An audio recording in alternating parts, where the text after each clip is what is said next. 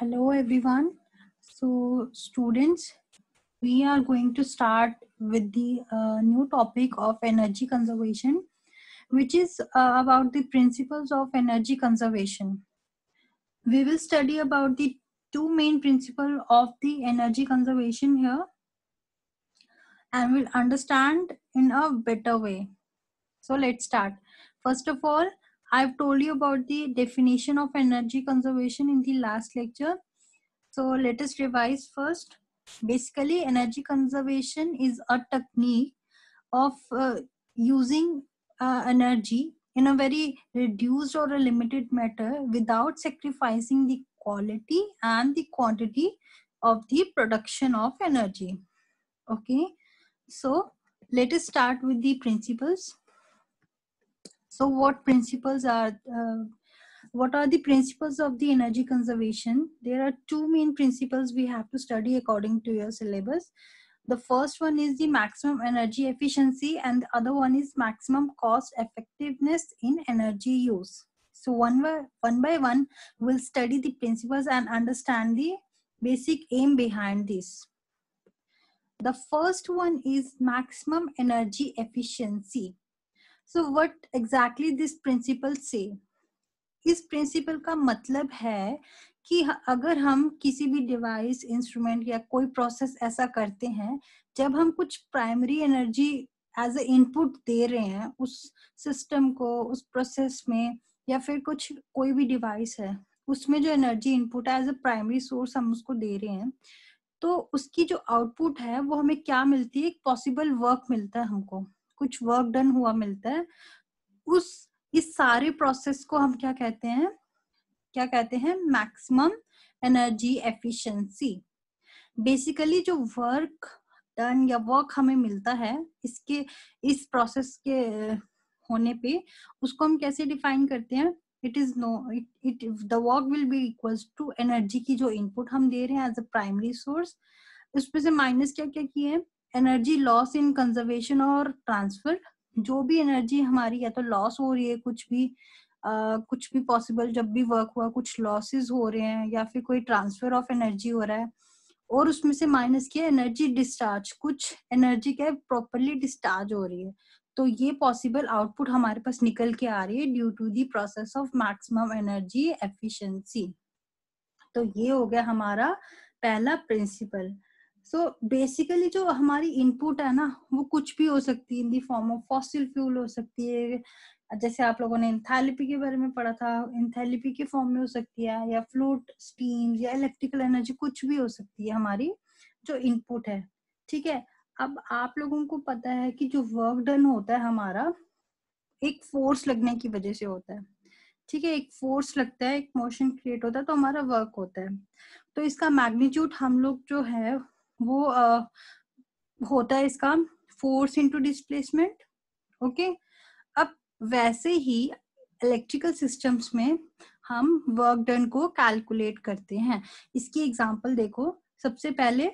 Turbine होती है या फिर मोटर होती है उसका वर्क कैसे मेजर करते हैं हमारे पास क्या होता है हम लोग देखते हैं कि नंबर ऑफ रोटेशंस कितने हुए हैं और उस पे फोर्स कितना लगा है okay the work is measured by the force and the number of rotations of the turbines or motor इससे हम कैलकुलेट करते हैं हमारा magnitude so this point is written over here okay अब आपको पता है कि 100% एनर्जी तो कन्वर्जन पॉसिबल नहीं है कुछ ना कुछ लॉसेस तो होंगे ही होंगे और एनर्जी लॉसेस जो हैं वो इलेक्ट्रिकल सिस्टम्स में हो सकते हैं इलेक्ट्रिकल फॉर्मेट में हो सकता है मैकेनिकल फॉर्मेट में हो सकते हैं हीट केमिकल एक्सेट्रा कुछ भी फॉर्मेट में हो सकते हैं so energy loss is finally dissipated to the surroundings in the form of heat ठीक है एनर्जी जो डिस्चार्ज है उसकी जो स्पीड है डिस्चार्ज होने की वो किस पे डिपेंड करती है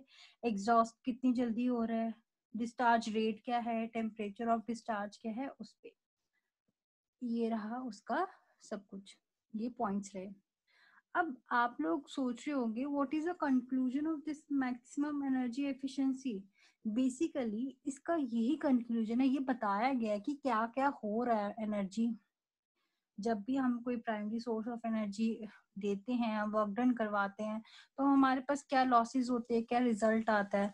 तो अब इसका कंक्लूजन क्या है? इसका कंक्लूजन ये है कि हम किस तरीके से एनर्जी को एनर्जी इनपुट दें और वर्क डन कराएं कि हमारे पास जो डिस्चार्ज है वाइल और कन्वर्जन या ट्रांसफर के टाइम जो लॉसेस हो रहे हैं और डिस्चार्ज हो रहा है कुछ एनर्जी का, वो बहुत कम से कम हो, मिनिमाइज्ड हो। तो यही कहता है हमारा principal which is maximum energy efficiency. So this is the concluded part of the first principle, which is maximum energy efficiency. The other one principle is maximum cost effectiveness in energy use. अब ये principal क्या कहता है? Basically ये calculate क्या करता है, ये वाला प्रिंसिपल ये हमको बताता है कि difference between the cost and the benefits.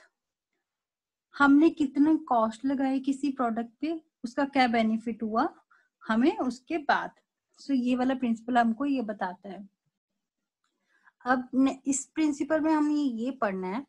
अब क्या होता है, एनर्जी कंजर्वेशन हम लोग पढ़ रहे हैं, इसके कुछ स्टेप्स होते हैं. हम लोगों को एनर्जी कंजर्वेशन के स्टेप्स, जैसे कि हमें कैसे कंजर्व करना है, क्या क्या स्टेप्स उठाने चाहिए, क्या क्या मेजर्स होने चाहिए, वो इम्प्लीमेंट करने के लिए we need some additional investments. कुछ इन्वेस्टमेंट भी तो लगेगी, ऐसे खाली हाथ थोड़ा ना सब कुछ हो जाएगा, कुछ इन्वेस्टमेंट लगेगी. तो उसके लिए क्या होगा, हमारे पास इन्वेस्टमेंट होगी, कुछ पैसे इन्वेस्ट करने पड़ेंगे, तब जाके कुछ कॉस्ट इन्वेस्ट कर पाएंगे हम. सो इन्वेस्टमेंट जैसे जैसे इंक्रीज होती जाएगी, हम और एनर्जी कंजर्वेशन मेजर्स को अडॉप्ट कर पाएंगे और नई नई स्कीम्स को अडॉप्ट कर पाएंगे. तो अल्टीमेटली अगर हमारे पैसे इन्वेस्टमेंट बढ़ती है तो हमारी एनर्जी कंजर्वेशन के जो मेजर्स के स्टेप्स हैं, एनर्जी कंजर्वेशन स्कीम्स जो हम इम्प्लीमेंट कर सकते हैं, वो भी हमारी इंक्रीज होगी. ठीक है. नंबर 2 पॉइंट ये है कि इन एनर्जी कंजर्वेशन स्टेप्स को जब हम इम्प्लीमेंट करते हैं, इम्प्लीमेंट करने पे कुछ हद तक हम देखेंगे इन फ्यूचर कि हम लोगों में अवेयरनेस फैला रहे हैं कि कुछ स्टेप्स मेजर्स ले रहे हैं कि एक तरीके की लिमिटेड रिसोर्सेज ही हम लोग यूज कर पाए, जैसे कि हम लोग सीएनजी पे शिफ्ट हो चुके हैं, वो सब चीजें. तो क्या होगा, जो हमारा कॉस्ट है ना, वो कुछ हद तक कम होने लगेगा, कुछ हद तक कम होने लगेगा. जैसे कि हमारा फ्यूल कॉस्ट है. अब जो मैं ग्राफ आपको दिखाऊंगी उसमें हमने फ्यूल के ग्राफ के अकॉर्डिंगली एग्जांपल लिया, बिकॉज यही आपके सिलेबस में था और यही आपकी बुक में दिया हुआ है. ठीक है. सो इसका मतलब यही हुआ. सो ये रहा आपका graph. I think it is not fitting in the screen. कोई बात नहीं, हम लोग ऐसे ही देखते हैं. ये जो ग्राफ है ना, ये बेसिकली हमें बता क्या रहा है कि वेरिएशन कैसे कैसे होता है total cost per unit of output और एक्सटेंट ऑफ कंजर्वेशन में.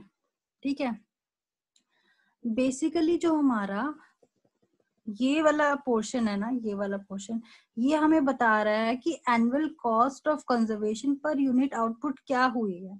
Annual cost of conservation, energy जो हम कंजर्व कर रहे हैं उसकी, उस पे जो हमने कॉस्ट लगाई उसकी आउटपुट क्या आई है. इन टर्म्स ऑफ रुपीस हम लोग ये कैलकुलेट कर रहे हैं, ये चीज याद रखना. ठीक है. ये वाला पॉइंट हमको शो कर रहा है annual fuel cost per unit output क्या हुई है, एंड ये वाली लाइन हमें शो कर रही है total annual cost per unit output क्या हुई है. ठीक है.